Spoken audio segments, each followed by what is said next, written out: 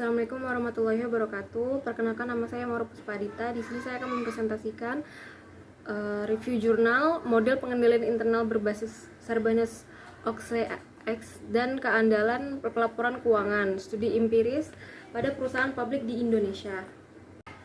Hasil penelitian ini menunjukkan bahwa penerapan Sarbanes Oxley pengendalian internal berbasis dan keandalan pelaporan keuangan secara positif berpengaruh terhadap opini audit dan secara langsung mempengaruhi kualitas audit. Namun, independen opini auditor bukan merupakan variabel pemoderasi antar pertimbang variabel lainnya. Itu hasil penelitian diharapkan dapat digunakan sebagai bahan pertimbangan dan oleh perusahaan dalam penerapan pengendalian internal berbasis Sarbanes Oxley X. Hasil penelitian ini menunjukkan bahwa penerapan Sarbanes Oxley pengendalian internal berbasis dan keandalan pelaporan keuangan secara positif berpengaruh terhadap opini audit dan secara langsung mempengaruhi kualitas audit. Namun, independen opini auditor bukan merupakan variabel pemoderasi antar pertimbang variabel lainnya. Itu hasil penelitian diharapkan dapat digunakan sebagai bahan pertimbangan dan oleh perusahaan dalam penerapan pengendalian internal berbasis Sarbanes Oxley X.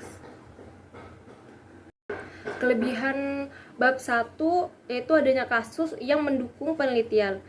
Contohnya seperti skandal jatuhnya perusahaan besar Enron and WorldCom di bursa saham Amerika tahun 2002 disebabkan karena salah satu urusan dan manipulasi yaitu fraud laporan keuangan yang mengakibatkan rusaknya kepercayaan publik kepada investor. Yang kedua, adanya jurnal penelitian terdahulu untuk memperkuat penelitian.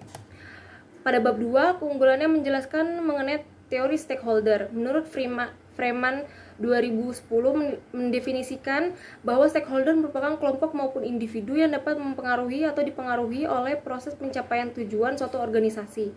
Bahwa perusahaan dan stakeholder membentuk hubungan yang saling mempengaruhi. Terdapat 3 argumen yang mendukung pengelolaan perusahaan berdasarkan perspektif teori stakeholder, yakni argumen deskriptif, argumen instrumental, dan argumen normatif. Lalu yang keunggulan yang kedua yaitu memberikan teori lengkap mengenai variabel yang akan diteliti. Oke, melanjutkan dari Maura, saya akan membahas pada bab 3 tentang keunggulannya. Yang pertama yaitu menjelaskan kriteria sampel dengan jelas, yaitu penyebaran kuesioner kepada audit internal berkaitan langsung dengan penerapan Sarbanes Oxley Act. Kekurangannya yang pertama yaitu kurangnya menjelaskan indikator masing-masing variabel tersebut. Kemudian pada bab 4, kelebihannya yaitu menjelaskan hasil penelitiannya dengan lengkap seperti menyampaikan hasil pengujian dan penjelasan. Kemudian kekurangannya yaitu kurang rapi dalam menyampaikan poin per poin hasil penelitiannya. Pada selanjutnya itu kesimpulan. Kalau kesimpulan bisa dilihat langsung oleh teman-teman, yaitu pada yang saya tampilkan di video ini.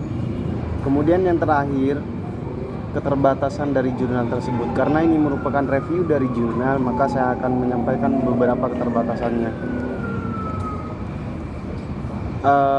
Keterbatasannya yang pertama yaitu kurangnya sumber referensi tentang penerapan pengendalian internal berbasis Sarbanes Oxley Act dan keandalan pelaporan keuangan terhadap opini auditor.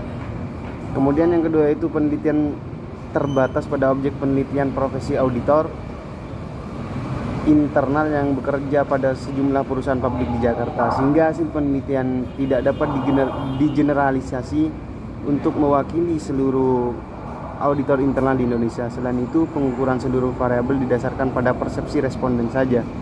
Yang ketiga, abstrak tidak menggunakan bahasa Indonesia, sehingga ada mungkin bagi sebagian pembaca yang belum mengerti atau kurang paham dalam berbahasa Inggris, itu menjadi kekurangan gitu ya.